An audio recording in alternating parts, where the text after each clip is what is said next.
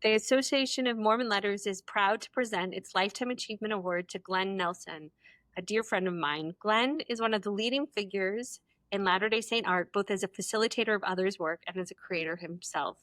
In 1999, Glen founded the Mormon Artist Group, a collective of artists, musicians, and authors.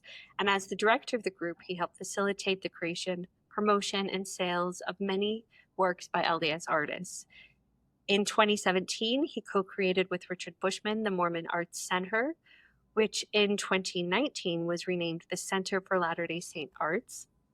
They held their first Mormon Arts Center festival in 2017 and have continued since then to hold festivals, seminars, and commissioned and support artistic works by Latter-day Saints from all over the world and in a wide range of genres, including visual arts, musical arts, and literary arts.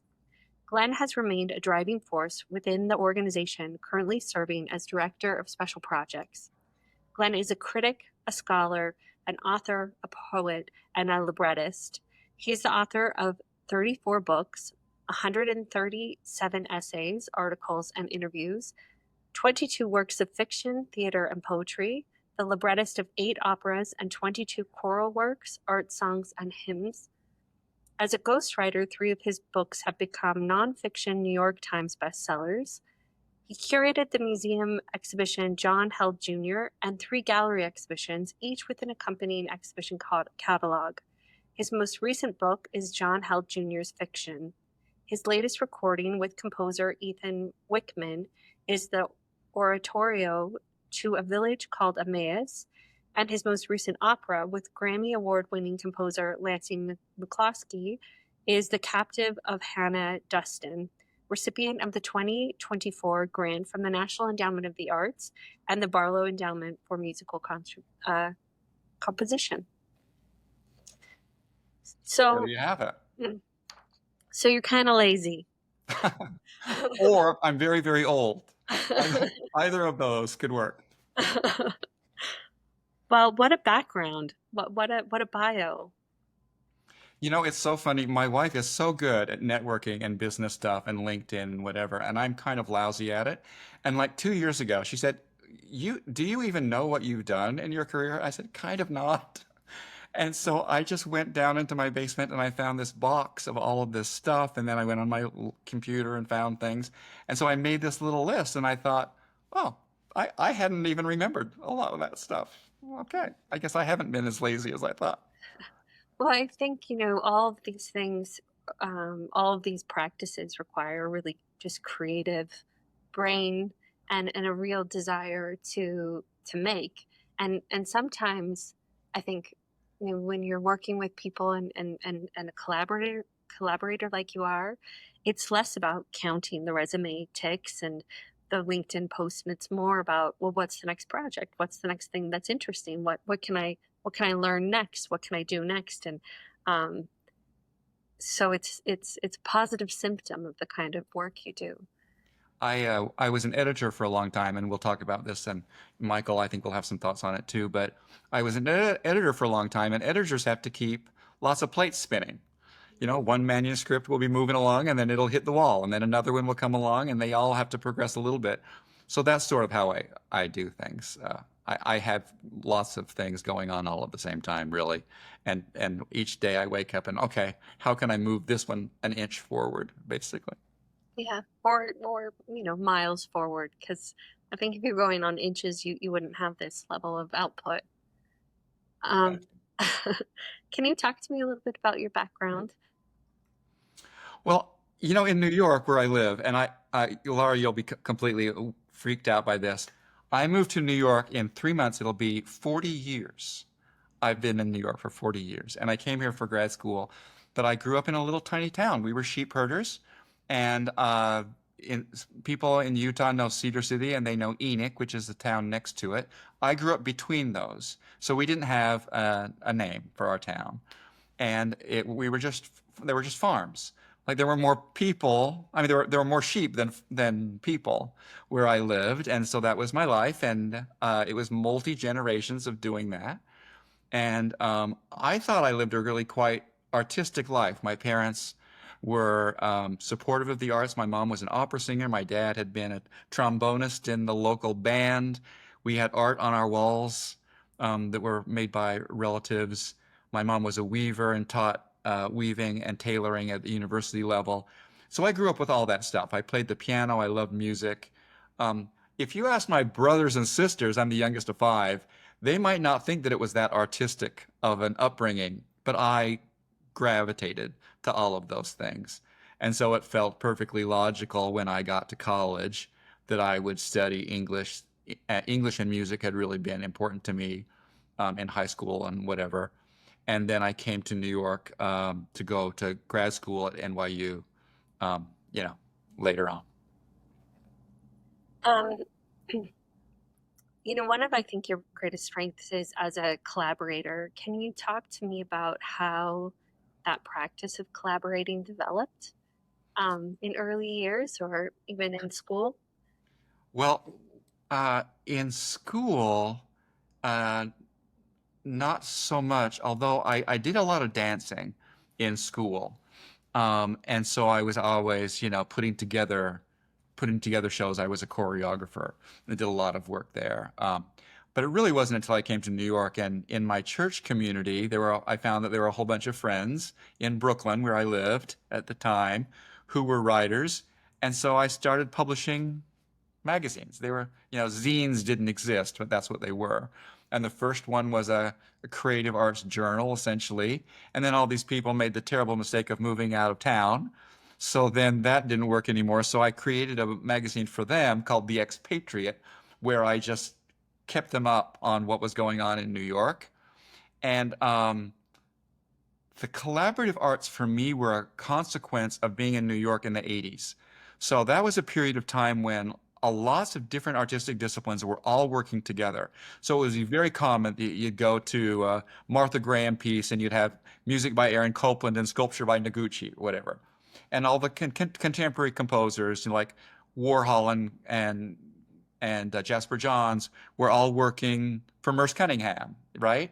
And so, like, all of these things were moving together at the same time. And I was really interested in publications. I don't know if you followed these. They're certainly before your time, but Parquet and Visionaire and Arion Press, they were really fascinating publications that collaborated in the sense that they commissioned a lot of art, and they were kind of fine art. And I subscribed to all of those. So then at a certain point, I said, well, what would be the Mormon equivalent of Visionaire or Parquet, which was a real groundbreaking publication.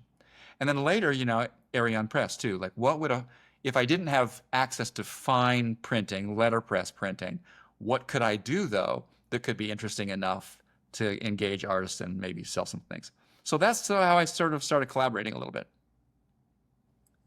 Yeah, I think, if I was drawing a through line, I would say that the dance and choreography has a root in collaboration and maybe even farming. It's a desire to sort of work together but And opera in particular does. So I mhm. had these friends who were composers and they just needed text. And so I said, okay, like I'll try. I'd never done any of that before. I had written poetry and had poetry published. But I remember I went to this party once. It was at D. Fletcher's house. And the price of admission was everybody had to perform something. And I didn't really want to perform. So I just read a couple of poems that I had recently written about Coney Island. And in the room was a composer and his wife, who was a pretty well-known singer.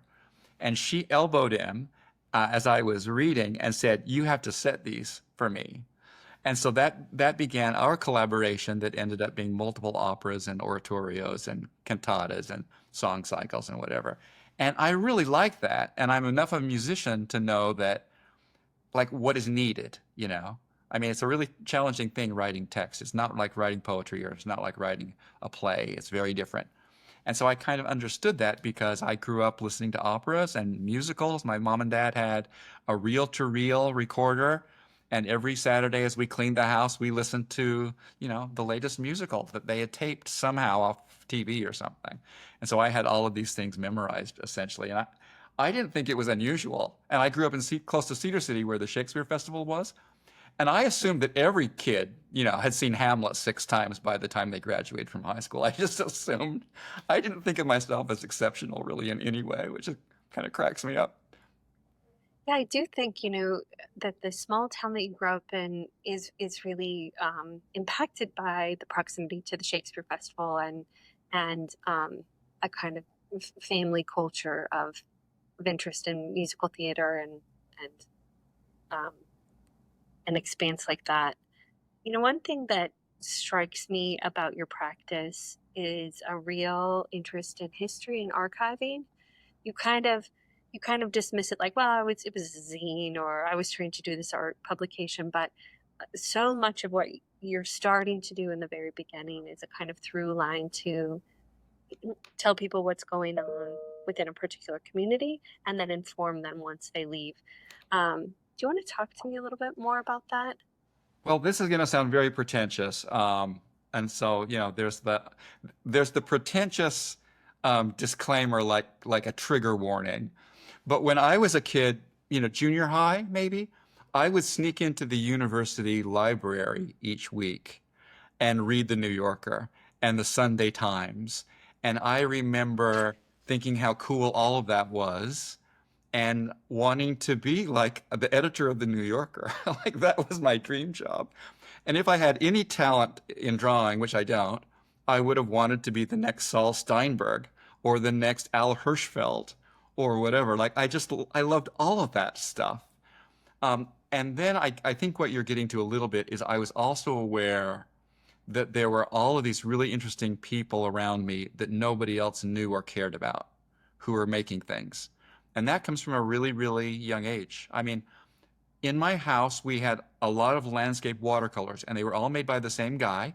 John Lamson was his name, and he was my grandmother's nephew, something like that. And he had a reputation regionally, and they were quite kind of beautiful. And when he died, he didn't have any money, and so my dad bought all of these watercolors to help pay for his funeral. And so I grew up with all of these things all around me.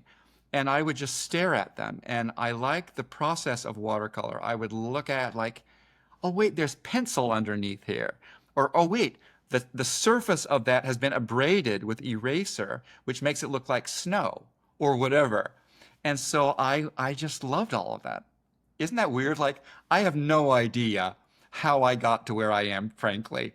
There's like two ways to look at it. One is like reconstructing it. Like you see a plate of food and you taste it, and then you try to imagine what all the ingredients were. That's one way of figuring out how I got here. The other one is like imagining my teenage self and realizing how much of my adult self it was already there. Yeah. And are you like that too? I don't know.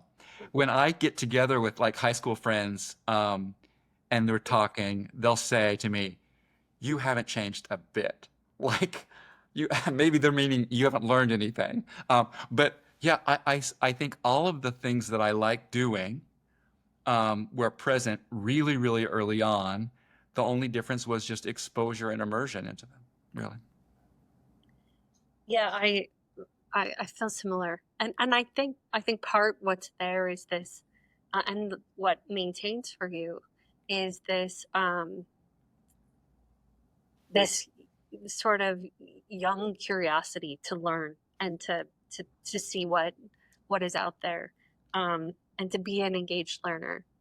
Um, I think of you as having, personal life aside, I think of you as having two real deep love affairs. One with New York, that's a through line. It shows up in Yeah. everything. And that starts early. That starts before you leave the farm. And then the other is this interest in community, because I think some artists, and in Mormon community in particular, because I think some artists, they come to New York and they want the full New York experience, and they want to unshell themselves from things that they consider provincial, and some of that is their own background or their own religious background, and and And other times, I think people want to stay within a community that feels safe and known.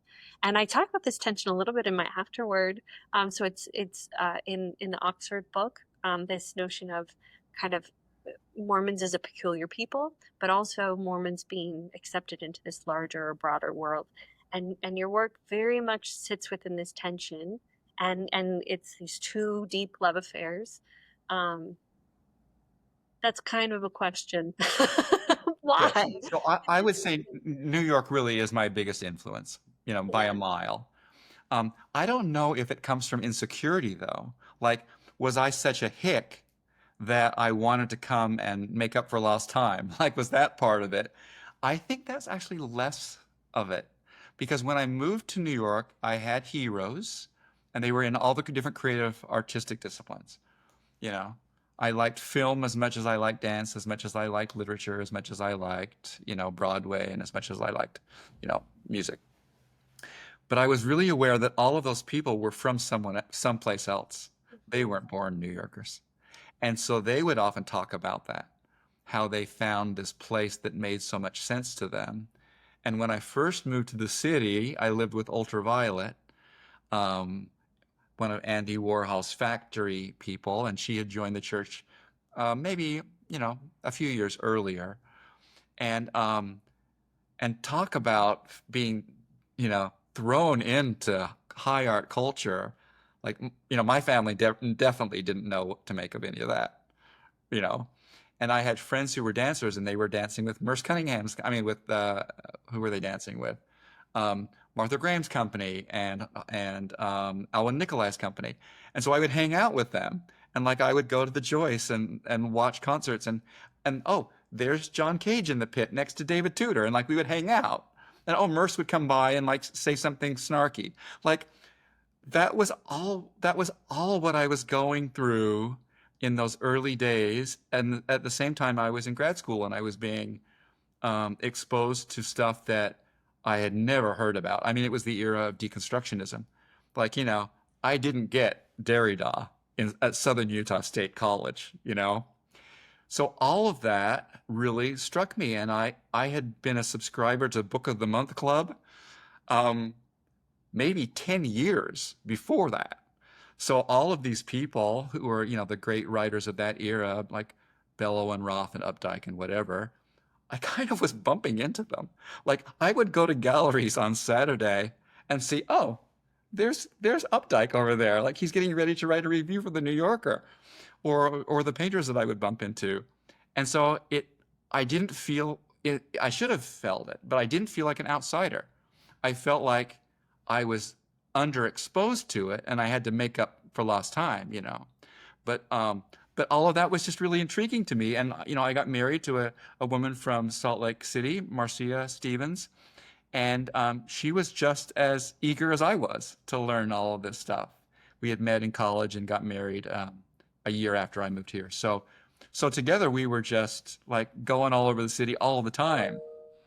And like I had to tell you one little funny story. So we had no money, obviously. Like I'm in grad school, and she was teaching at a high school, and so I volunteered at this organization called, what was it called? The International Center. And my job was just to talk to recent immigrants into the US and just help them practice language skills. That was it. We just talked for 1 hour each week I had two people that I talked with each week. But the perk of that was almost unlimited tickets to Broadway shows that were $1 or $1.50. And so we went to stuff all the time. And this was a great era, really, to be going to all of these things. Like Fosse was still alive. Bennett had just died. Sondheim was, like all of these people. And you would bump into them. They weren't like, people. They were just folks that you bumped into on the street. So that had become my world. Kind of Yeah. crazy. Yeah, it is crazy. And I think I like what you said about this kind of that they're your heroes, but they become kind of your access to them becomes in some ways sort of flat. It's on the same plane as your lived experience. And so um, you know, they become human in this really interesting way. And you see that they're like you said, they're they have their own background stories. So how did that inspire you, I guess, to start telling the background stories of other artists you knew or whose stories weren't being told or whose art wasn't being shown in the New Yorker or was being shown in the New Yorker, but their story wasn't known? Well, that all came later, really. And I'm sure we'll talk about this as they say, another segment. But at first, it was all just trying to trying to get up to speed. That's really what it was about. And so some of those other impulses, I wasn't ready for them yet.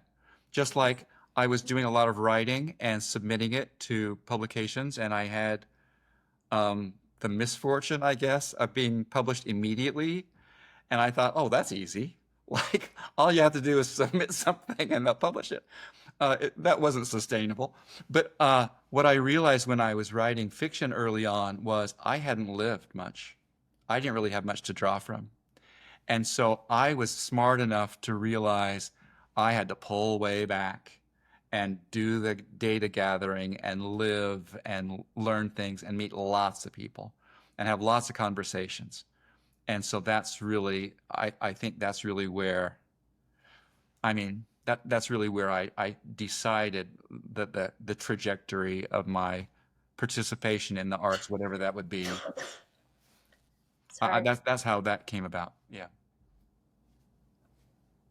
Can you talk to me? You talk about you and Marcia being very poor when you first moved to New York, um, and you're also, you're starting your careers, you're building a family, um, but you also start collecting. Do you want to talk to me about that? Um, let me talk about how poor was. So I was making, let's see, my first job was $4.50 an hour in New York. And then when I became an editor, I was making 13,000 a year. So we had no money, and we were living in an apartment. Actually, I'm still sitting in it. It was under 300 square feet, and then we eventually bought an apartment that was next door and combined them. But that's what we were living at, and but that didn't keep us from anything. Like at 7:45 at night, we would say, "What are you going to do tonight?" "I don't know. What do you want to do?" "Let's go over to City Ballet and get standing room for $7." And like, and so we would do that kind of thing. I don't know, 3 or 4 times a week, maybe.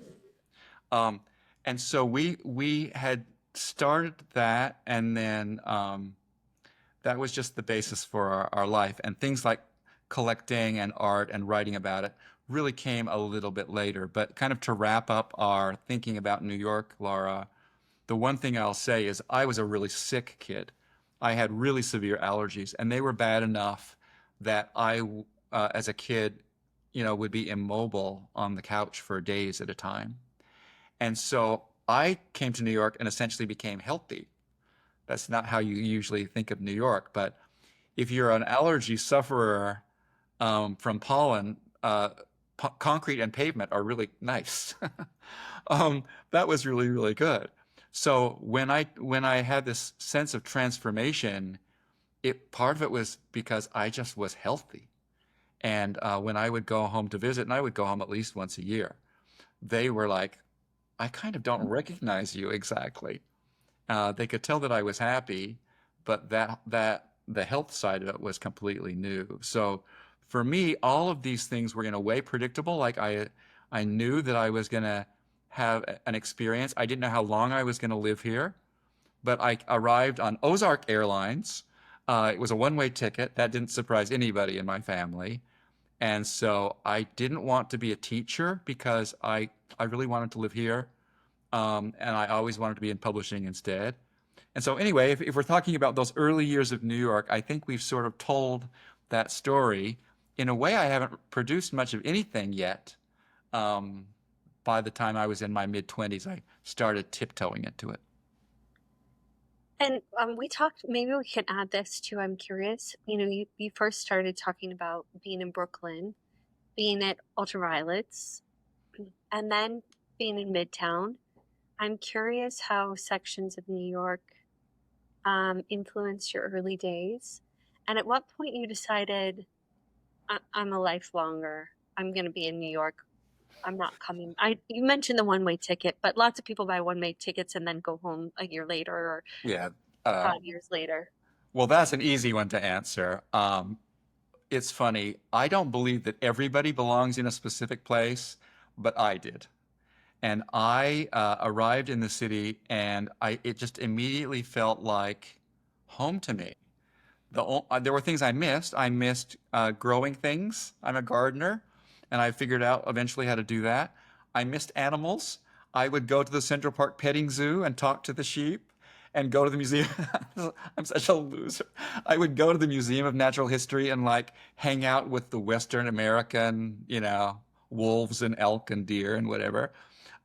But there was no discussion ever about going back, and my wife felt the same.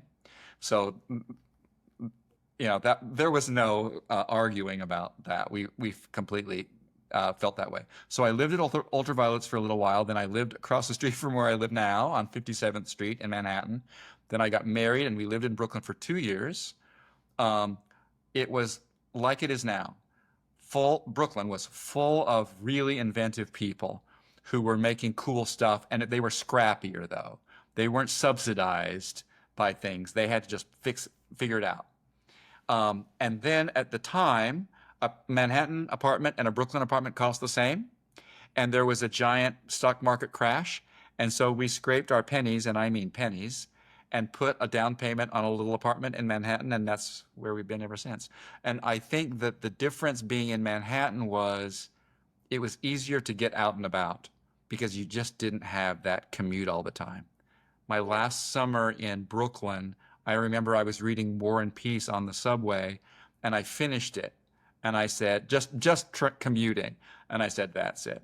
If I can finish Tolstoy, like in a summer just on the train, I'm spending too much of my life, commuting. Yeah. Well, in Midtown in particular keeps you close to the theaters and to the Well, ballet. it's a cliche that you pick you find a thing and you draw a circle around it on the map. But yeah, 2 blocks away from Central Park, a few blocks away from Lincoln Center, Carnegie Hall's right there, Broadway's right there. All the things, the church was close to me too. That mattered to me. And so, yeah, it wasn't just what we could afford, but I live in Hell's Kitchen, and Hell's Kitchen in the 80s was not a desirable neighborhood. We had friends who said, "You're going to move like west of 8th Avenue? Are you insane?" Um, People don't need to worry about my real estate investment in my building. I did just fine with that one. Can you talk to me about one of the first works of art that you started to write about and how you got into writing about art? Well, I had this job in publishing that had a 2 hour lunch hour every day, except for 3 months of the year.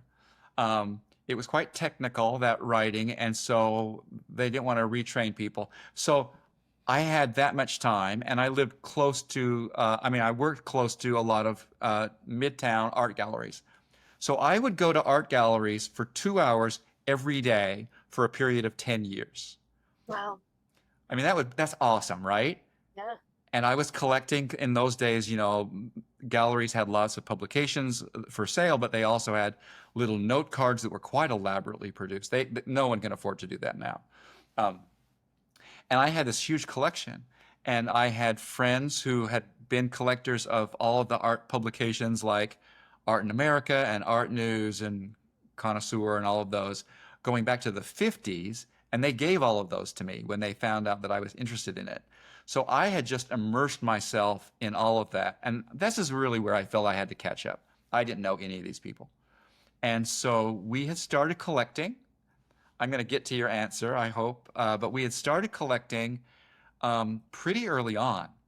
The first thing I purchased was a Philip Pearlstein color lithograph. And pretty soon after that, we had just small works, but they were by, the blue chip folks of the era, Lichtenstein and Guston and Jasper Johns and Eric Fischel and that crowd. And then when our kids were born, we just didn't feel like we wanted that anymore. like, I don't know, it just stopped meaning anything to us. It was like a checklist, you know? It was like you went to a Christie's catalog and said, I'll take one of those and one of those and one of those. But I didn't really have any super tight connection to that, really. I mean, although there's a Jasper Johns drawing behind me. I mean, a lithograph behind me. Anyway, so we took all of that art to auction houses, and we turned it into that dough, and that ended up being our seed money for buying art by LDS people. And the reason we did that was these had been our friends. So these were people who would come to New York, and they were, let's say, teaching at a university, and their school would pay for airfare, but not for hotel because it was too expensive. So if they could stay on our couch, that meant that they could come to New York. If they didn't have a couch, they couldn't come. So over the years, it was well known that anybody who needed to come to New York and was an artist could come and stay with us. We had lots of people we had never met before, and they all became lovely, lovely friends. And what I realized was that there was a real inability for the artists to describe their work to the people around them. Part of it comes from that era when the art speak of an artist statement is just so impenetrable that they, and I think part of this was a holdover from the influence of deconstructionism on art criticism too, but it was just too thick, and they didn't even know if their work should be talked about. That's how frustrated they were with their own descriptions. So I said, well, maybe I can write a little bit. And then I would occasionally find artists who other people hadn't heard of before, and I just wanted to tell their story. And I felt liberated that I didn't have to use all the art speak, because the people most likely to read it didn't want that anyway. So, and so that's how that all kind of started for me, um, writing about art. Yeah, I think it's interesting that you collected first, especially as a writer, as a trained writer. Writing is a cheaper way to enter that world. So what compelled But you? but if I could Yeah. interrupt you a second, at the time, I was really fascinated with who was writing art criticism. Like, Mhm, Donald Judd was, mhm. and Yeah, and Updike was, yeah. and so I was really fascinated with you didn't have to be a specialist. Mhm. Your degree in art history didn't have to be your application form. Although I did have a degree in art history. That was one of my minors in undergrad. So I had always cared about that. Yeah. Yeah.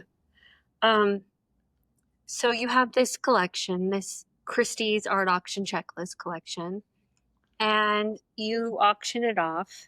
And first it's just you talk about supporting the friends that you know, but there's something underneath that when you talk about your children. Do you want to go into that? Yeah, so it literally was like we didn't use that money for food or rent. It all went to art.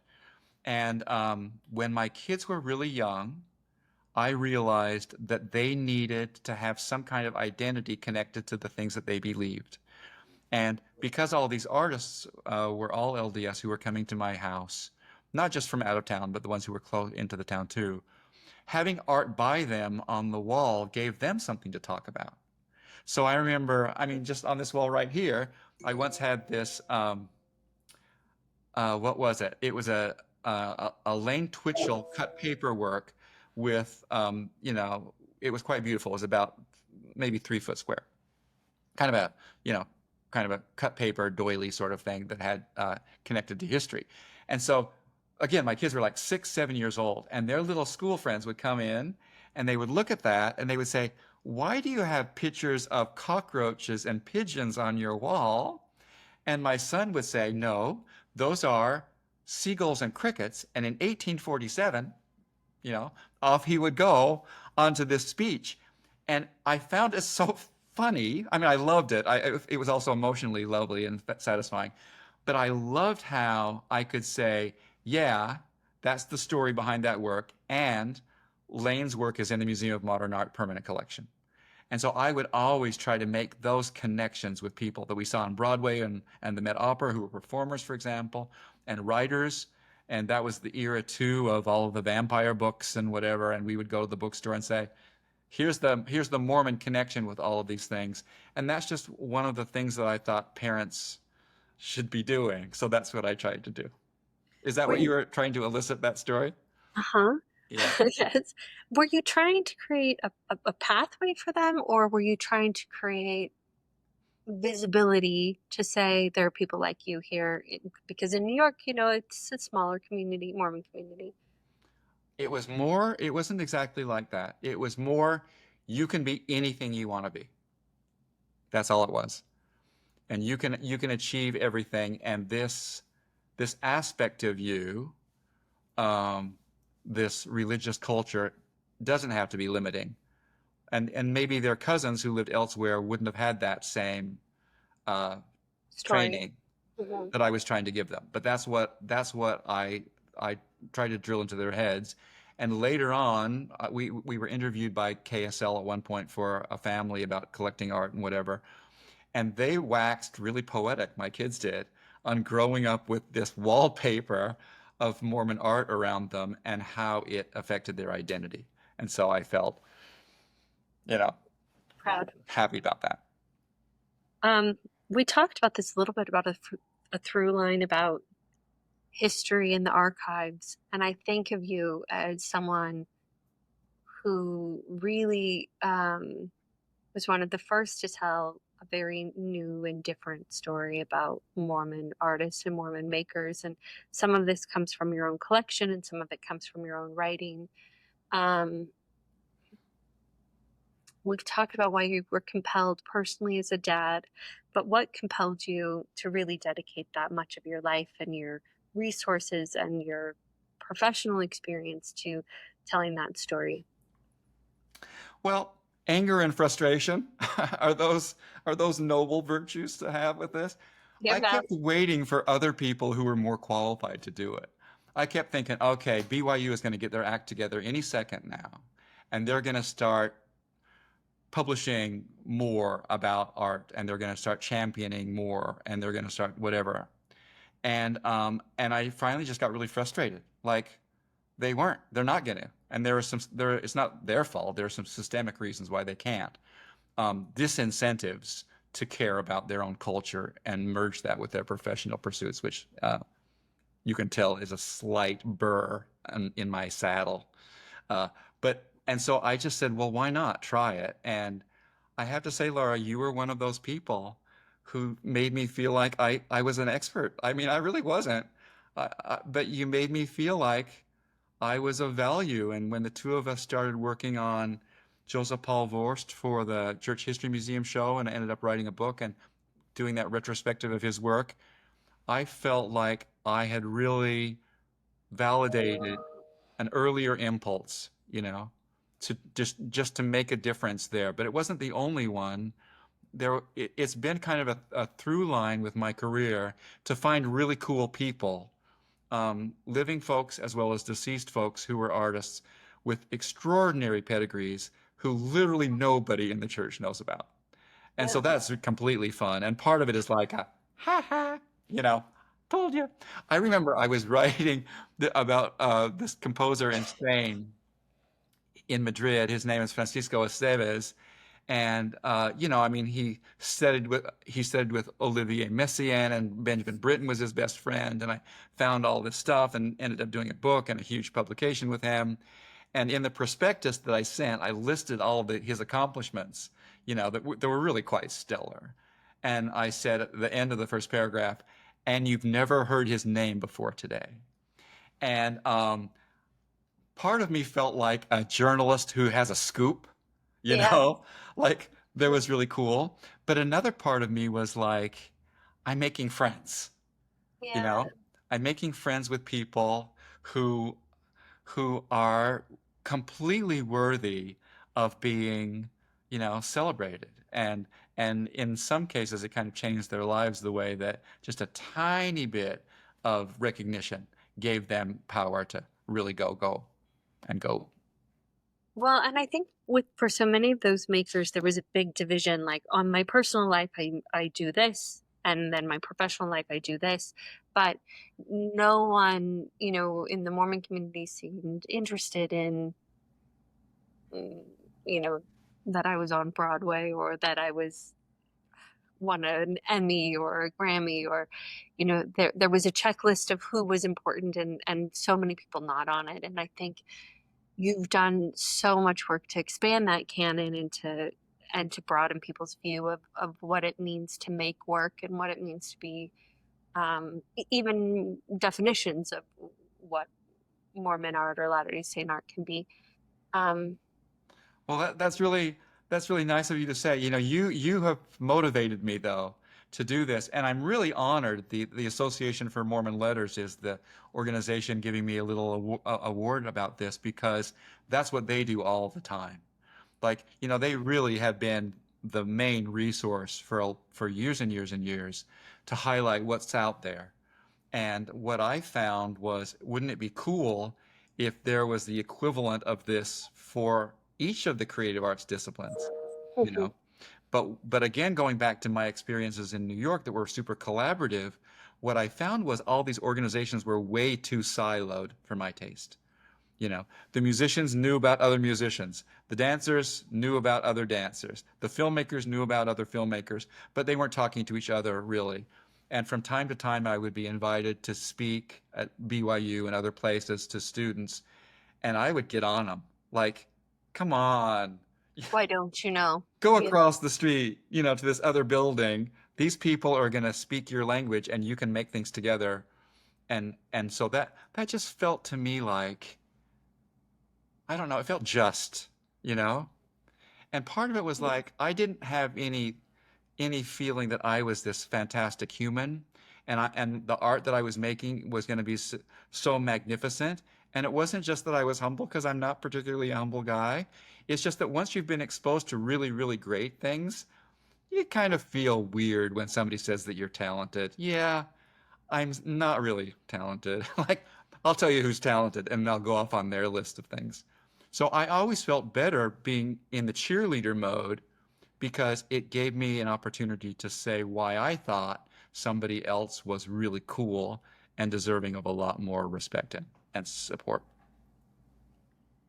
Yeah, well, and I think it goes back to that sort of New Yorker mentality of like, oh, an article by this person or a comic by this. And in some ways, the New Yorker uh, is like an opera in that sense, right? There's varied layers of artistic output that are represented there, um, and I see, you as a personification of a New Yorker, and to in the double meaning of that. um, Can you talk to me about curating? When you started curating, what draws you to it? Um, I started curating as a little tiny kid. So in my bedroom, I would create little ensembles of things, and I would tell stories. It wasn't like kids, with soldiers reenacting a battle. Mine was like, this ancient Japanese thing connected to Snoopy, connected to this for the following reasons. Like, they were kind of random. So I always liked that. It was how I process things. So I was involved with that for years and years. Just as a kid, it was just like growing and figuring out how these all work together. When I was taking art classes, for example, and we would be studying the Impressionists, I was more interested in the exhibitions themselves that brought out these works. Let's say the early Impressionist ones, for example, than the individual works and the artists in them. Like, I liked that giant storytelling aspect of it, and I also liked how let's say in France, how the poets and critics and painters and composers and dancers and circus folks and barkeeps all were part of the story that they were telling. So once again, it goes back to this larger thing. I think I started curating formally when I was asked to curate some shows in Provo, just at a gallery. And those were really fun because I was tough. And I said, you're not exhibiting the right things, and I don't like how you're exhibiting them. And this lighting is bad, and the framing is bad, and where's the vinyl and for the big labels, and where's the exhibition catalog? Oh, we can't afford it. Yes, you can. It's called print on demand, and it's $2. Yes, you can. And so I really cared about every show that I curated. I did, I think, 3 there. Each one had a full exhibition catalog with interviews and checklists and an essay and all of that kind of stuff. And so I just really, really liked that. And then the first museum show I did was with you at the Church History Museum show, the Church History Museum, rather. And then since then, I've done a few more shows, and one just ended 2 months ago at BYU Museum of Fine Art. And I've liked doing it because it's collaborative. You know, you've got the person who's in charge of education, and you got the person who's in charge of design, and you got the person who is in charge of correlation, a long topic. Uh, and so each of these you get to work with, and especially I'll say working with BYU recently, wow, what a dream team.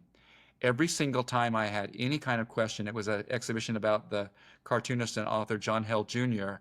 It was like when you're in a comedy group, an improv group, and it's like the yes and, that's what they were like.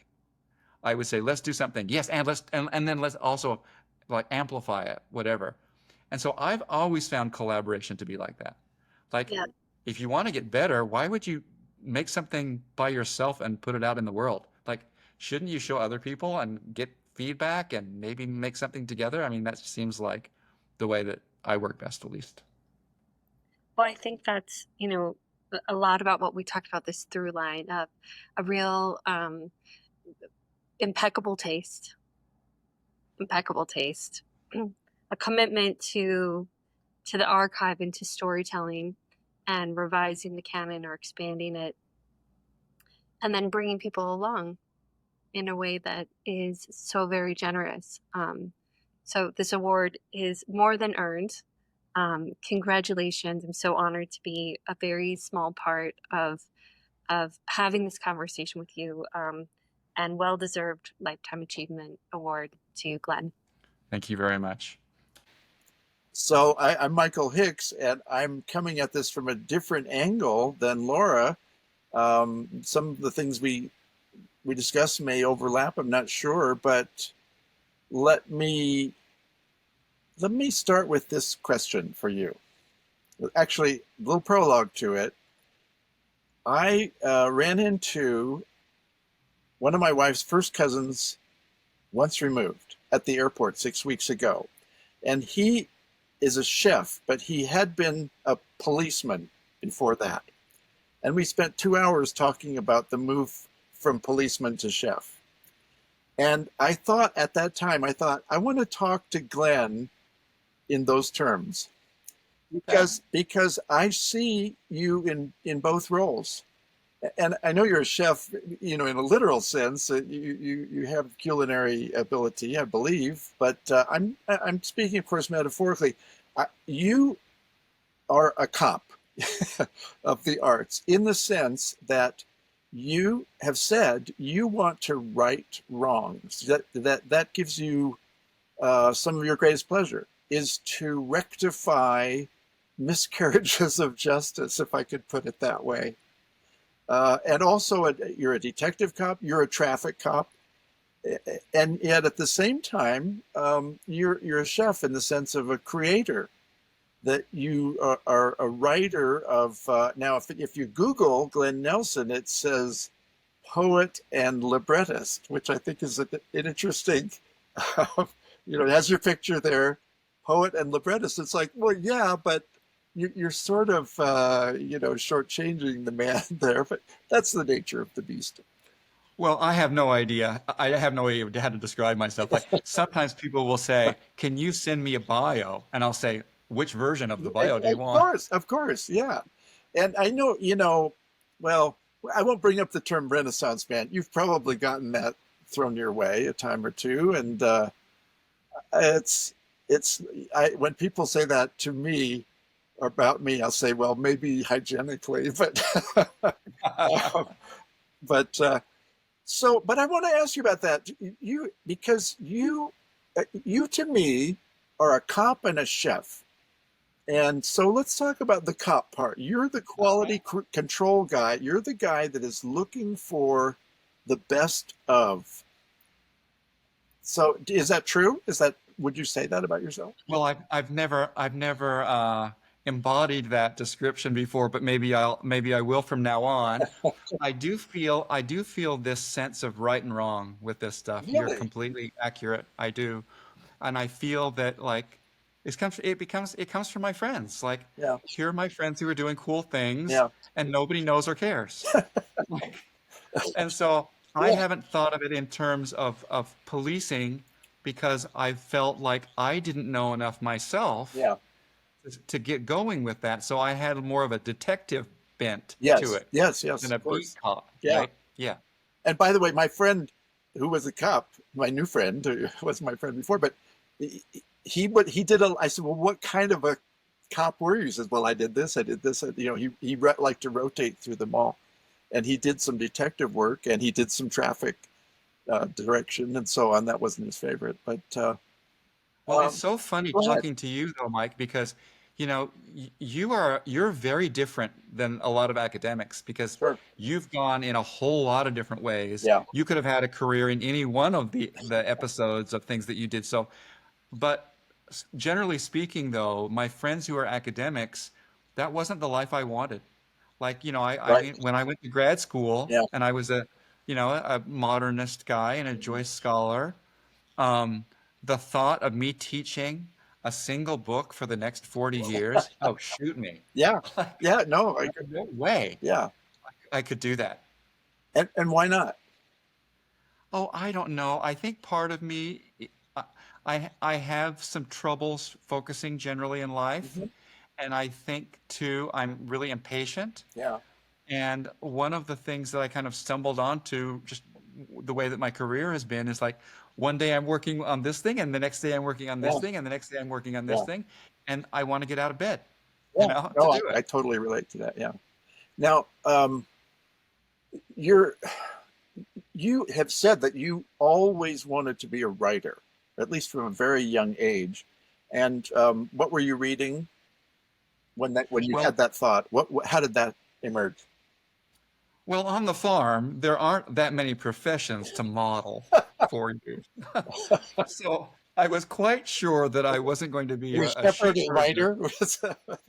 Um, there I was though, like, I was supposed to be watching the sheep and I'm reading, Okay. Charlotte's Web at Okay. age 8 Yeah. or whatever. Yeah. Yeah. And the sheep are getting off and they're like going off a cliff or whatever they're doing.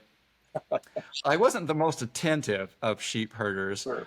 Um, but I was aware that it was a window to a world way beyond me. I think that was Mm, my introduction to mm, literature. And it started with children's books. I was mentioning to Laura just a couple of minutes ago, I started subscribing to Book of the Month Club mhm, as a young teenager. Um, I would go to high school and had read all the books that my teachers mm, were talking about. Like I was kind of, one of those annoying students. mm, And so I was reading the works that I thought were important. So they were all, the artists of the day, like Updike, Roth, mhm. Bellow, Interesting. John Irving, Yeah. all those. Yeah. So, did you do the Scholastic book service stuff? Did they have that where you were? You know what I'm talking about? But Yeah, my kids definitely did. I think there was some version of it. yeah, There was some version of it, but when I say we were farmers, we didn't have a lot. yeah, yeah. Um, we had a library. I don't know if there was anything in it. I can't remember anybody spending any time in it either. There was a nice desk though. Uh-huh. Um, yeah, so that wasn't really my thing. I'm the youngest of 5 kids, Okay. and my parents graduated from college the same time I did. So they went back to school later in life. My two sisters read romance novels all the time, but there wasn't a lot of reading. I found in the books and magazines and newspapers that I would go sneak into the college libraries to read each week Okay. that this was going to be my out in a sense. Yeah. It was going to be my like I wanted to be sophisticated, and that came from my parents who had Okay. that you know that rural aspirational thing. Yeah. That's Yeah. really quite Yeah. common. But they were very good at all the stuff that they did. Yeah. And so I just felt that I was following in their footsteps. They probably thought I was amplifying it beyond recognizability. But isn't that a Mormon thing too? That aspirational. I mean, that's what I associate it with. And by the way, you're from Utah and now in New York. I'm from and multi-generational Mormon, and I'm first generational Mormon from California. And it's interesting to me that you um, don't dwell on Western literature. You're definitely talking about artists, that is, prose artists, certainly, that are metropolitan in an East Coast or even European sense. How did Well, that happen? well, they were the authors that Okay, Book of the Month Club okay, told me that I was supposed to be reading, sure, yeah, and my teachers taught me that I was supposed to be reading. I think my dad read like Zane Grey or whatever. yeah, right, But regarding aspirational stuff, a book that really impacted me as an adult was Richard Bushman's book on on the way that early American settlers okay, really wanted to upgrade their lives, and they would buy lace curtains in their wooden shack, you know, yeah, and that was definitely embodied in my family, yeah, nice, completely true for them. yeah.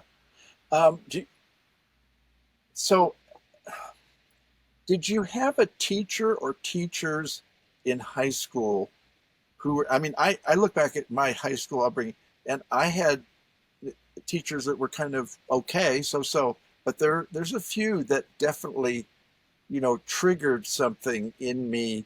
Was there a teacher like that? I did. I had one music and one literature.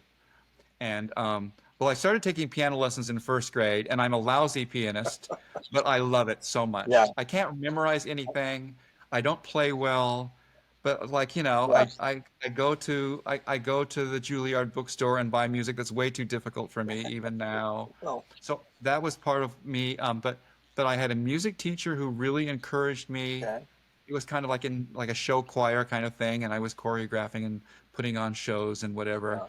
But then I had a teacher who was from St. Louis, and she was like, I have no idea why she was in Utah, but she was completely overqualified to be teaching Nice. middle school, and I followed her to be in high school, and I was kind of her trainee. I don't know if it was official or not, grading papers and whatever. Uh-huh. And so she just expected me to know all this stuff. Like everybody else would get Hemingway, and Yes. then she would be saying, okay, you need to go past Hemingway, please, and here's Faulkner, But and you, don't read short stories either. but you're talking about contemporary writers quite a bit, and I haven't heard you talk about, at least in this context, about Emerson, Hawthorne, Emily Dickinson, and so on, who I know are important to you. But They are important. In high school, I mean, I had two excellent teachers because they took pity on me and adopted me. right, yeah, But I wouldn't say that my education was first rate, in any sense of the word. But I went to Southern Utah State College, now it's SUU, okay, and I came under the tutelage of some excellent people. yeah, Very well-known poets, writers of distinction, mhm, and they were really passionate about what they did, and I took them very yeah, seriously. yeah. Like I was the most annoying student. You would have hated me in your classes, professor. Oh, I love I all my students. I would be the person who would see what the syllabus was, and then go check out the next week's books and have them opened in front of me, sitting on the front row, and so I could follow what the teacher was supposedly supposed to be teaching. Right. And I would raise my little hand, my little farmer hand, Wow. and I would say, "Excuse me, professor, there's a typo on the board." Like that's how horrible of a Oh student I my gosh. was. Well, it certainly paid off in the long run. I suppose I let me ask you something. This is a Susan Sontag thing. When she was in college, came up with sort of a self inventory, and I want to throw it your way. what do I believe in? What gives me pleasure? And what are my faults?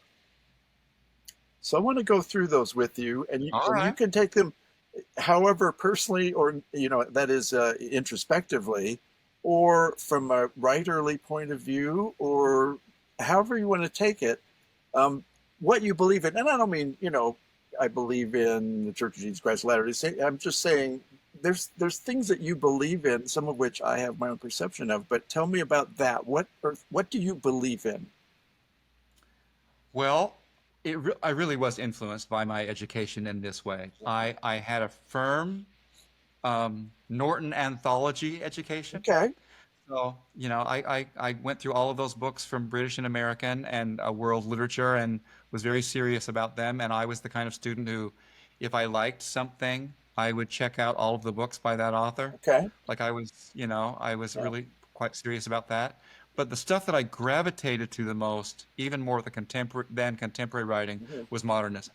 I just loved it. It just made sense to me. Mhm. I was studying painting at the time, not as a painter, Yeah. but art history. That was a minor for me, and so it all made sense. I was dancing and dancing professionally during the summers Right. between my school years. That was the way that I paid my way through college, Mhm. and all of the dance folks that I really looked up to, you know, DeMille, Graham, Sure. Balanchine, Yeah. Cunningham, Yeah. they were all Of modernists, course. and Yeah. so it just made sense to me. Yeah. And then when I discovered Joyce, I loved it. But the thing I loved even more than Joyce was Joyce's biography by Oh, Richard Elman. Ellman. Yeah. Sure. And actually, the new book about that book just arrived at my doorstep yesterday. Really. Yeah. Yeah. But it just made sense to me, Hmm. and I have no idea why it Yeah. did. Like how I'm wired to make it's like an abstraction, and the way that art in the 20th century developed. Hmm. Like it feels such a like a linear story. Hmm. And when I moved to New York and started going to the modern, they had a single pathway. You couldn't like choose your own adventure. It wasn't like you could go to this room and then another room. It was you started with Picasso, and that led to Matisse, and that led to Yeah. Mondrian, and that like Yeah. you just would walk this path. Yeah. And so I was very much connected to the um, the lineage of one artist to another, Interesting. Yeah. and then the cross pollination from one artistic discipline to the other. Yeah. So those are sort of what I believe in. I guess I believe in modernism, Yeah. and that hasn't played out very well. But For yeah. the last 10 years, that kind of approach Yeah. has been supplanted by things that felt more urgent, like, social issues Mhm. and making a difference and all that kind of It stuff. does the policing part. Do you feel? Because I feel it. I want to go. I want when things sort of veer too far into this direction or that direction. And I have friends in musicology who are the same way, saying I hate my discipline now because it's all about these other things and not what I care Yeah. about most.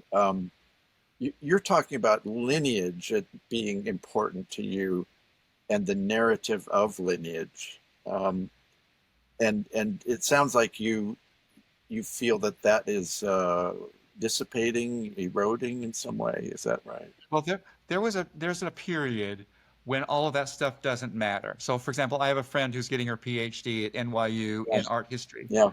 And it's that school where, basically all of the museum curators and Mhm. directors come from the NYU thing in New York. And she says in her survey classes, there is no such thing as chronology any longer. Wow. You can get your PhD and never hear the word Cezanne. It's just not how things are taught right Yeah. now. Huh. Right now, you find something that you really care about, Yeah. and then you go really deep in that thing. Yeah. Yeah. So that's not how I grew up. Yeah. I grew up with the survey, and I grew up with it. But the problem with the survey, though, with the policing, I'm not against your idea Yeah. there, is because I realize how much was I missed with that approach. Mm. That there were a lot of voices Interesting. that weren't Yeah. given to I me, get it. Yeah. and some of those were from a culture outside of myself to really be the person to speak to them. Yeah. Like I became interested in the Harlem Renaissance for a while, for example, Hmm. and I'm always going to be an outsider, Yeah. you know, Yeah. into that room. Yeah. But I love it though. Yeah. Nice. Well, there's something, of course, built into our religion that's very much about genealogy and lineage and so on. And I don't know if we're sort of stuck with that, or but the globalism as well, the reaching out and expanding laterally is also part of it. I think that the modernism to me connects with a sense of the visionary and the hallucinatory. You have Joseph Smith, and the initial revelation is none of those are correct. All of these cannons, we're going to detonate those and start some other place. And I think that I sense part of that impulse in your attraction to modernism, It is. perhaps. And then later, when I started Mormon Artist Group, that was in 1999, Yeah. a lot of that impulse really was righting wrongs. Yes. There were Yes. all of these amazing people living locally who were doing completely cool things in the arts. Yeah. And even I didn't know who they were. Yeah. Like, they're my Bishop and Relief Society president, and they're also on the pages of the New Yorker. Yeah. Like, Yeah. how is it possible that I didn't Yeah. know that? And so it was part of my insecurity, but also just curiosity. Yeah. So that's how that's how that started. Yeah. How is that? How has this? I mean, I don't think of you as a writer in a modernist sense. Well, I should qualify that because you have so many domains of writing. Um, you Let me ask you this: are there periods in your writing? Because I think that there are. As I look at your credentials, your resume, as it were, you're in a different period now than you were even 10 years ago, right? I would say, yeah, the work that I made when I was in my 20s Yeah. was adventurous, Yeah. Yeah. Yeah. unpublished, maybe for that reason, Yeah. but it definitely mirrored the writers that I most admired. Mm. Yeah, and poetry not really as much. I mean, I was writing and having poetry published, but it was not particularly adventurous Okay. structurally. Okay. It was informed by what I consider taste, although I know the word taste is now out of favor. Um, but I liked having Sure. it. I guess I don't have it now, according to people. Yeah. Um, so what's your next phase after that? You're So in your what? 20s, you were that, and then what comes after that? Well, I think it's funny. The phases were basically I got sidetracked. So, like Yeah. I started working with composers, Yeah. and then that led to a very different kind of Yeah. writing. And it was like I was in service to the composer. I see. Yeah. Like I had no illusion that somebody was going to go to a work of mine and really say, "Oh, that text, wow, wow." Yeah. I think that they were going to get to like it, Yeah. and Yeah. they would feel its impact, Interesting. and they would definitely subconsciously know that I'm actually dictating a lot of rhythm and a lot of cadence Yeah. in a Yeah. text, Yeah. and the composers that I worked with were really appreciative of that. Like they said, I've never worked with somebody who was essentially, who did the musician side of it Yeah. and understood that. Usually they had worked with people who were quite of a type. Yeah. They just were people who wrote text, and they couldn't imagine how that was going to end up being something that was performable. Yeah. Well, your musicality and obviously dance is in there, whether you were conscious of that. I mean, that the rhythmicization is got to be part of that. I remember once I sent an opera off to a company, a really great regional company, and they said to me, "I love what you're doing. Can you cut it down by half?" And I thought, well, if you really love it, why do you want to cut it down by half? And then I realized, oh, because when this is set, it's going to take forever Yeah. to get this. Yeah. And so you have to be the kind of person who doesn't like, you can give away things that you've written. You don't have to get too married to it. Yeah. And that was a really great lesson for me. And then later when I became an editor and started working on other people's books and then ghostwriting too, the preciousness of language was something that I was happy to avoid. Mm-hmm. I was perfectly fine, like saying that doesn't serve the bigger purpose. Yeah. That page is out. Yeah. Interesting. You you went for directly to libretti, no playwriting in there. Is that right? I had written Oh, plays. you have. I had written some as I don't know if you do this, but I used to give kind of elaborate Christmas gifts, and I would write things like plays and Oh, bind them, like make games, like board games, like very elaborate okay. games, and make Okay. 3 of them and send them off to friends. I was a very sad person apparently, too much time on my hands. But yeah, I did do that, and then in the English literature side, I had done a lot of analysis of plays and playwriting. Okay. So like Yeah. I would drive everybody crazy because I would be saying, "No, Sam Shepard's a technician. Here's the structure," and they would like, "No, it's all about America." No, it's structure, my friend.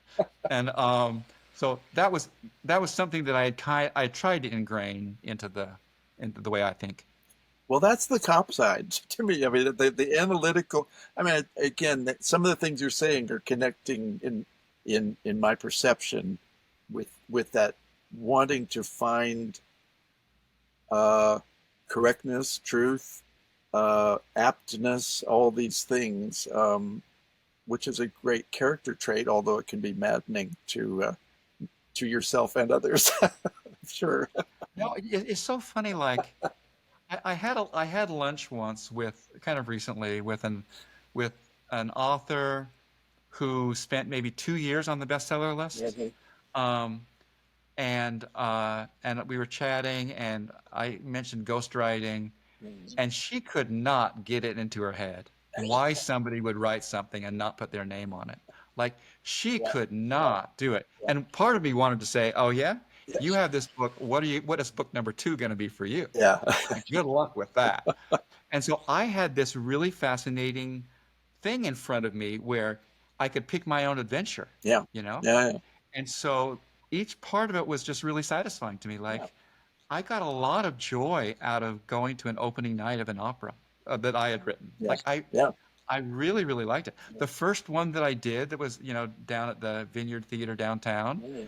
there was a snafu, and I didn't get to bow at the premiere. Like I was trying to get out of my seat, and then they were all bowing, and the composer was there bowing, and then they left. And I thought, well, okay, I guess that's a symbol of how my life is going to go. Now, so tell me about your. You talked about some of the joy of connecting with composers, particularly that appreciated your sensitivity to language, rhythm, color, and so on. What kinds of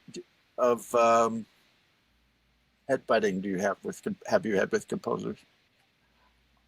I'm sorry Or to do you disappoint put you. yourself in a servile It's not class? that. Yeah, no, it's not the subservience either. Okay. The first collaborator that I had was Murray Boren, Mhm. and we did a lot of things together. Yeah. And he's just not a combative person. So the way that would work Yeah. is we would talk and talk and talk about the big picture Mhm. and the goals and the narrative structure Yeah. and what was supposed to happen Yeah. and characterization and definitely style. Well, that was a lot of it. And then I would go off and I would create the libretto, which is like a play, right? Yeah. And I would send that in, and I would arrive at rehearsals. Yeah. Like there weren't notes like, okay, we need to cut this page down, or we need more of this person, or whatever. Mhm. And that has kind of stuck around as I've worked with a whole host of composers, and some of them are really people of great distinction. Yeah. I haven't I haven't even had to do rewrites. Wow. In one case, Ethan Wickman, we were doing an oratorio, Right. Yeah. and he really, really liked this one aria, and he said, "Can it be longer? Because my music is really nice right here. Can it be longer?" And so I wrote an additional quatrain or something Right. that I ultimately didn't like that much, but Wow. don't tell him. Um, yeah, but that's just how it's worked with me. So it's not been a take it or leave it situation. It's been more like, here's what I can do. If we talk about it first, I know exactly what you're going to say. And that's one of the skills too that, I mean, we haven't talked about ghostwriting, but I have no illusion that I'm this smart guy. I've never been the smartest guy in a room, like ever.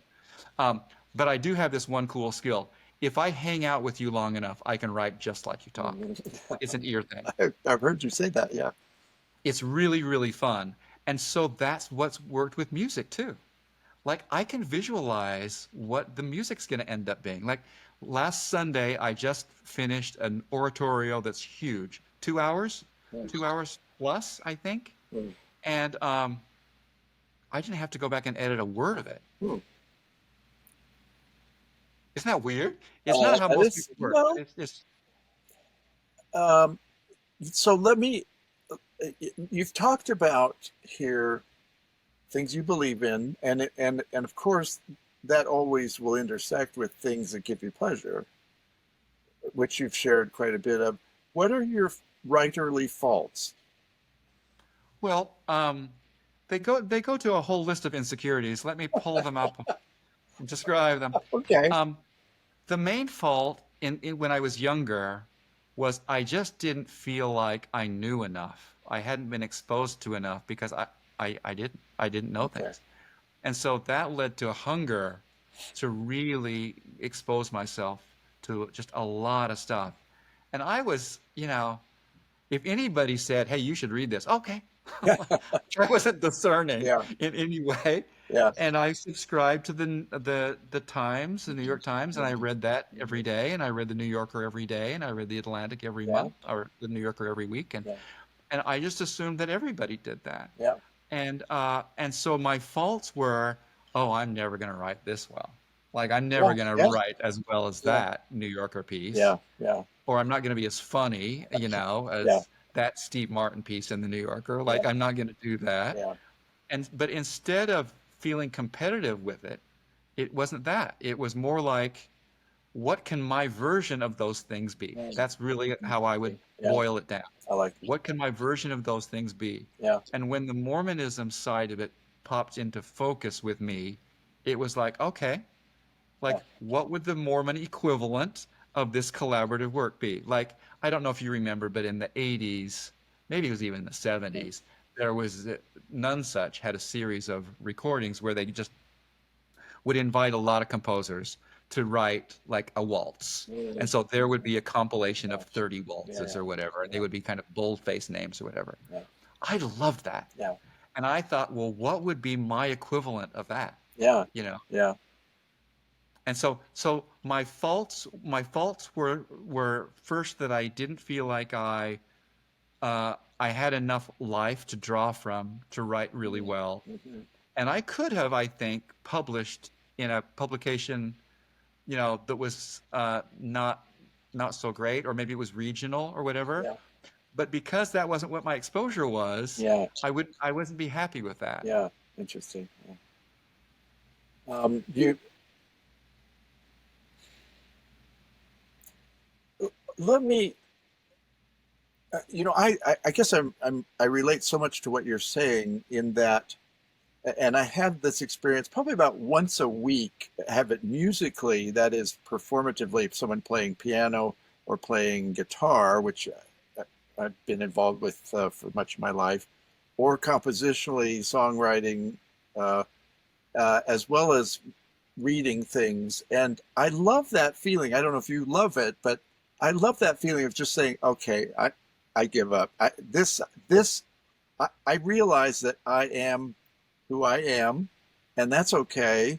I was listening to an interview with Deepak Chopra the other day, and he was asked by Donnie Deutsch, what would you say is the aim of all religions? And he says, to teach you who you are. And I love that feeling of being daunted and intimidated and just sort of ground to dust every now and then to realize, okay, there are things I'll never be able to do.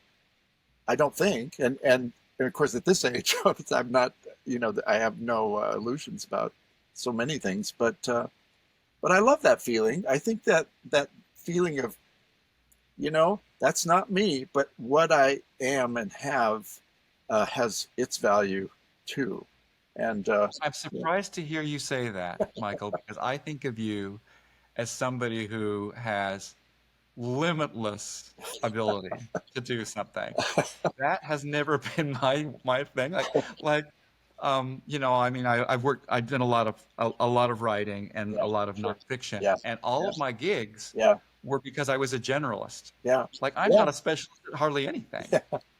And what I found as a human is I can be at a store like I was over the weekend. I was at Nordstrom's. I had to buy a T-shirt, and I spent about an hour with this completely cool hipster skater dude talking about Japanese couture clothing of the 90s. wow, yeah, And like, yeah, oh, actually, this is Yoji Yamamoto. okay, Um, anyway, so like, I love yeah, that wide and shallow thing yeah, because yeah, what I found was it wasn't laziness. What I found was it allows you to say, oh, that's connected to that. yeah, yeah, That's connected to that. yeah, And yeah, if I were deep in it as a specialist, I don't know if I would have that. yeah, So I really have liked that approach to it. yeah, Um, but one of my faults as a writer is I have a really bad memory. Like, I've seen photographs of you with your books in manuscript form and you've got all of this stuff out. I have the feeling that you in your heads know, okay, over there is going to be page 341. And I mentioned that earlier in page 60. My brain doesn't work that way. yeah, yeah, When I was a dancer, I had to work twice as hard yeah, to learn steps and really, combinations than yeah, anybody else. yeah, And I'm a slow reader, and I've had to really just slow myself down. And as a writer, I became really comfortable with rewriting. I mm, really love rewriting. mm, And each day when I'm working on a project, I'll not know what to do, yeah, what to start, and I'll start my day by reading yesterday's pages mhm, and editing them and yeah, playing around with them. And then by the yeah, time I'm caught up, then the juices are flowing and off I go again. yeah, Um, but I don't really know how to do it any other way. yeah. Well, I agree with you. I think that's the fun part. The rewriting is the fun. Where the first drafting stuff is just it's just nails on blackboard for me. But Is it? well, I'm surprised it to hear you depends. say It depends. It depends on the day. But the going through and saying, oh yes, yes, this just a little twist here or delete. A lot of it's deletion. That it just get rid of that. You mentioned that before. To just take that page out. In my head, I've been working on one poem idea for maybe 5 years. Really. And it's like I'm turning it and trying to figure out what's the best way to do it. But I'm unwilling to write it badly Yeah. because it's a really good idea and I don't want to waste it. So, when I'm going to bed, sometimes I'll think, well, how would that work if I played around with Yeah. that? Yeah. It's like I have I have never been in a band, but I have friends who are, Sure. were in bands, Yeah. and they have this game where they're constantly thinking of new band names. Like that's Yeah. their thing. Yeah. Um, that's sort of how I am with lots of stuff. Yeah. So what's your next period? So you talked about the sort of libretto period, if we can call it that. Yep. What's after that? Now, somewhere in here is the Center for Mormon Arts becomes Center for Latter-day Saint Arts. But um, Yeah. So, what? Tell me, give me the next periodization for your. well, a lot of it came. So working with composers Mhm. was great, and that really helped me. But then Mormon Artist Group was a series of they're those are all books from Mormon Artist Group. Oh yeah. And what I found with them was that it was kind of expensive to find writers. Mhm. And I was binding all of these books myself and printing Yeah. them and working with collaborators. And sometimes I would come across really good ideas and there was nobody to tell that story. And so I would just say, well, I can try it. Mhm. And so I was writing more and more through Mormon Artist Group.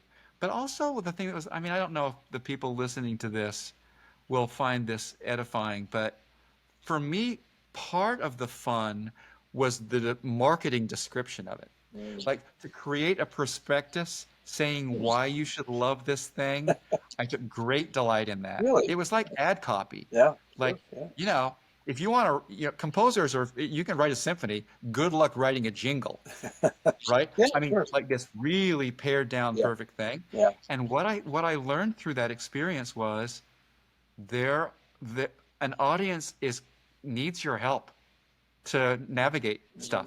Yeah. And it's not just pumping Yeah. it up like, social media today. Hey, love me, love me, love me, like me, like me. Yeah. It wasn't that. It was like, here's why this matters, and here's why this person or this project matters. Yeah. And so I started writing that kind of thing.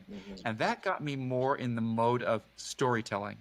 So later, when I started curating museum shows and writing books about artists and essays about artists, it was simply to tell their story. Yeah. Like that's Yeah. all I had Yeah. to Yeah. do. Yeah. Nice. But I loved it. Yeah.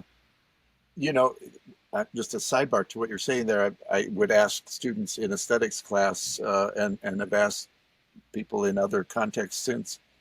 So, would you rather have written Beethoven's Ninth Symphony or Silent Night? And Uh-huh. it's a big question. It's because you look at, you're talking about the role that these things play in guiding people's minds, or consoling them, or satisfying their um, their quest. Um, I don't know. It's a tough one. So, That choice you made? yeah, and I'm just saying, writing the prospectus, writing the ad copy, the précis, whatever, uh, is a beautiful. I had a great teacher in. Um, they have a class in music programs, graduate programs, called Problems and Methods. Mm-hmm. This is a great time. And it's basically you do whatever you want, but it's the bibliography class. But we had a professor. I had a professor, Larry Gushy, who he gave us assignments that were all very practical things, like write a museum card description of this score. That kind of stuff.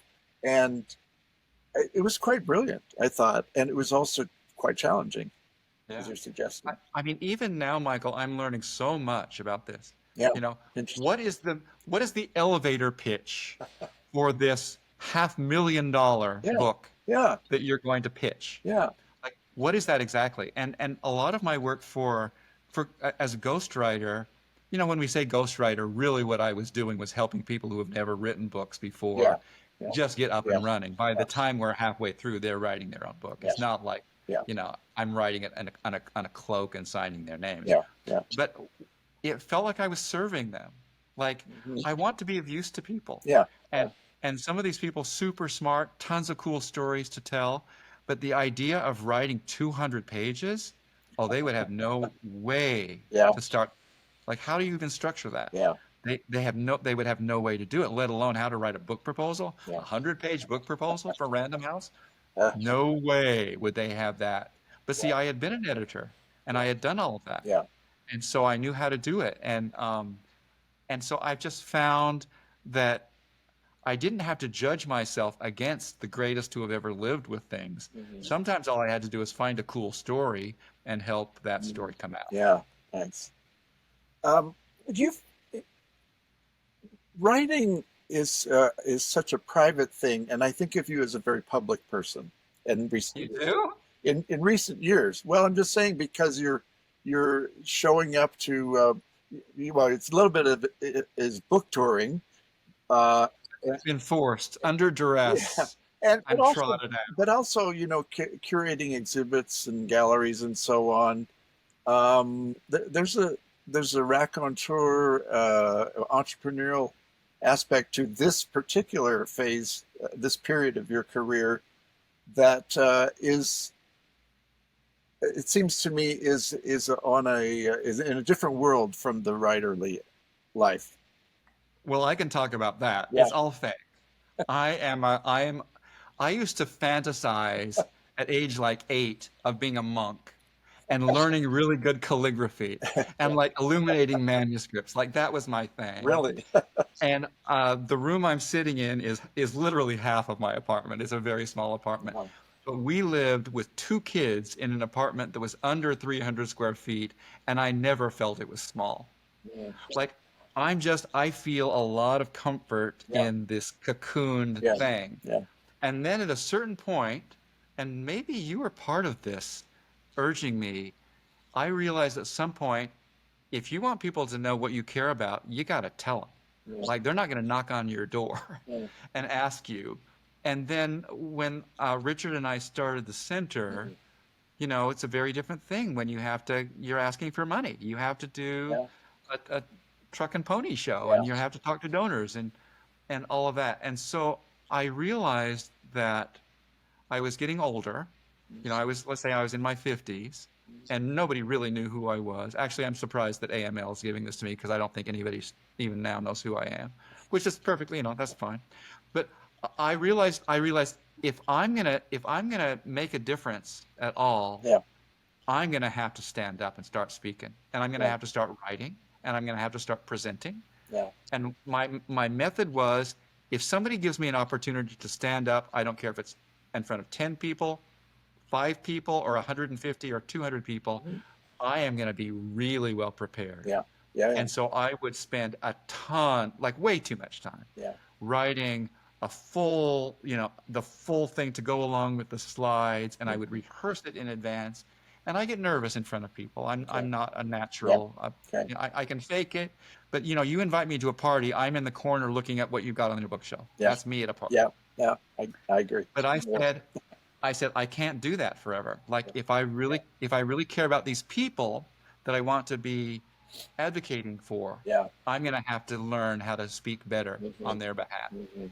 And so that's kind of, I mean, I'm still learning, but Yeah. that was part of the learning curve for me is how do you talk? And what I've discovered, even just most recently, was, young people. I gave a series of talks at BYU, and they were so hip. I was like, "You're Yeah. kidding!" Like, Yeah.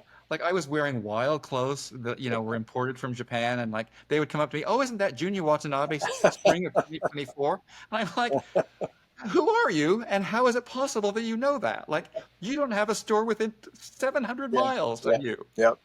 And so that really was an education for me too. It's like I had to talk down to anybody, Yeah. and that was in my head for a Yeah. long time. Interesting. Yeah. The city mouse, country mouse thing. Yeah. Yeah. I have banished that from my thought now. Interesting. It's Nice. like there are really fascinating people who want to learn and are cool Yeah. everywhere you go. Yeah. Nice. Um, how did so you started the center with Richard? Is that right? That's You right. mentioned him earlier as an influence or inspiration, uh, as a Mormon. Sorry, as an American historian. That's right. And but how did you connect with him? Of course, you're not. I don't know if you took classes with him or No, how did I you did. connect on this platform? Wow, was he still at Columbia? I mean, I've been in the city longer than he has been here. Okay. I think he was not even at Columbia any longer. But he's in my stake. He's not in my ward, but he's in my Okay. stake. And Okay. we would be on committees together, and we would write. We were on a history committee, and we would do things together. And then when I did Mormon Artist Group, he did one of the very first books.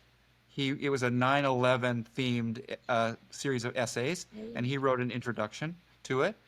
And Is then that the when silent notes taken, or is that? it Yeah. is, Okay. All right.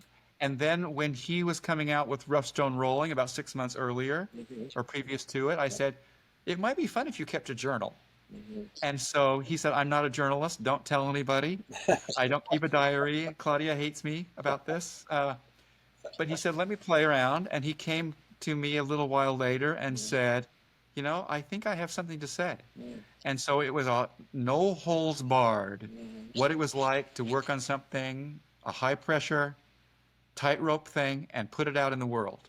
And so I published that as a limited edition book, and it sold out in like a second. Yeah. Yeah. And so we had worked together a lot in lots of different ways, including me editing and me writing, announcing his book and all that. Yeah.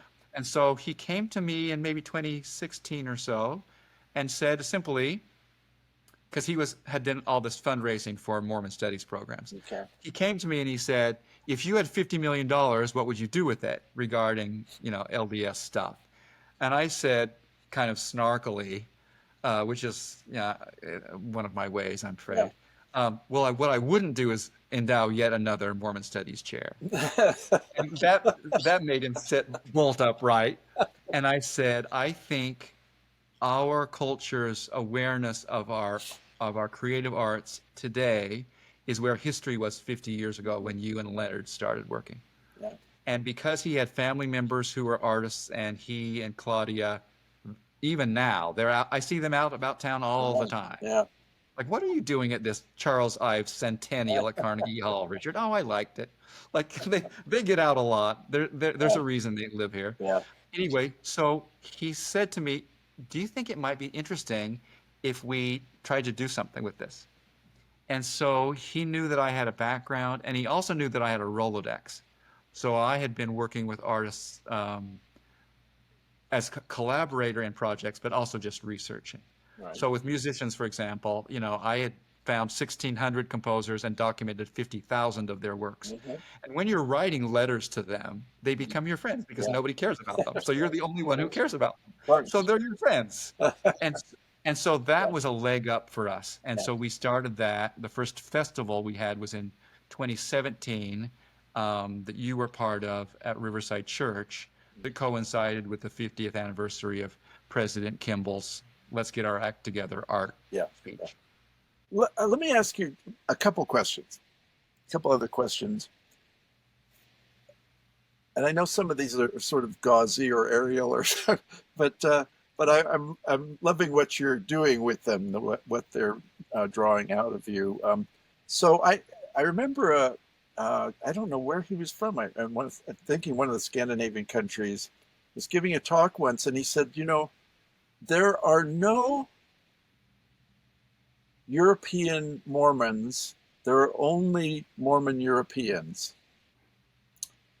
And you're smiling like you get the concept there, and so I'm wondering what you would say if I said, or maybe ask the question: are there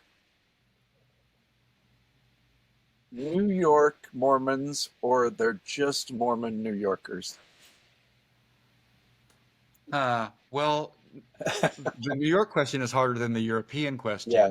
because there really are quite a lot of people who come from elsewhere Yeah. who live here. Yeah, sure. What I found with the larger picture is that was truer 10 years ago Okay. than it is now. Interesting. I think, like when I went to Spain, for example, and I was talking to, some artists there, Mhm. they love Utah. They follow it in the papers. They know what the weather is like that day. Really? Um, that was the 10-year ago way. I think now it's not that. I come across artists all the time Mm. of really high accomplishment. These Yeah. are the people who are showing at the Venice Biennale, who are showing globally, who have Mhm. amazing things written about them. Their bios have page after page after page of exhibition history, and they're young. Yeah. Those people are not connected to Utah. Yeah. Those people don't have an Intermountain West view of things. Yeah. Often they'll say to me, "Oh, I thought I was the only one," meaning that they were the only LDS artist who was serious about it. Yeah. Interesting.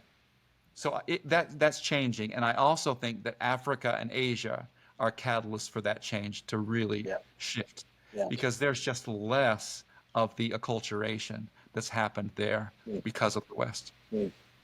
Wow. So, what are you?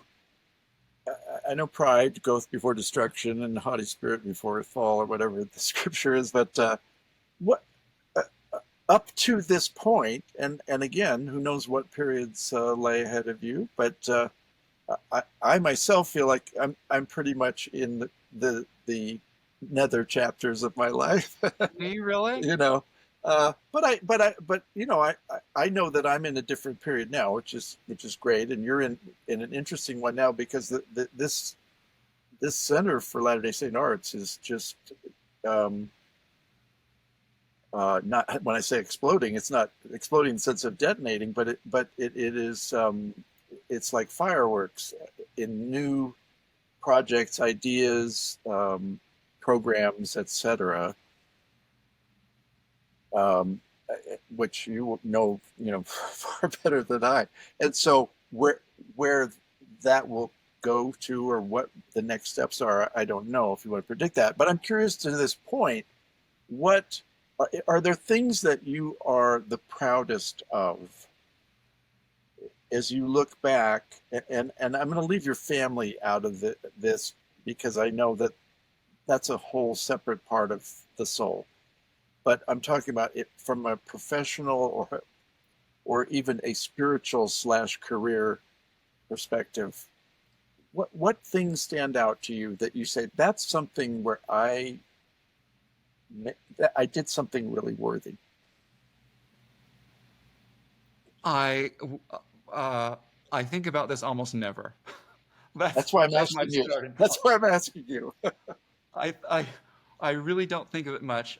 I'm so project oriented, Uh-huh. and it's just like, when you're a farmer, it's like, okay, today I have to do this job, and then I have to do this Yeah. job, and you're aware that, okay, there's a seasonality Yeah. that comes to Yeah. play. Interesting. Yeah. But in my schooling, and then, when I was an editor, and then Mormon Artist Group was all project by project. Yeah. And I had a really excellent ability that I'm kind of proud of, that I'm easily distracted, but I can keep track of lots of things and push them forward. I was talking with Laura about this Mm-hmm. a little earlier.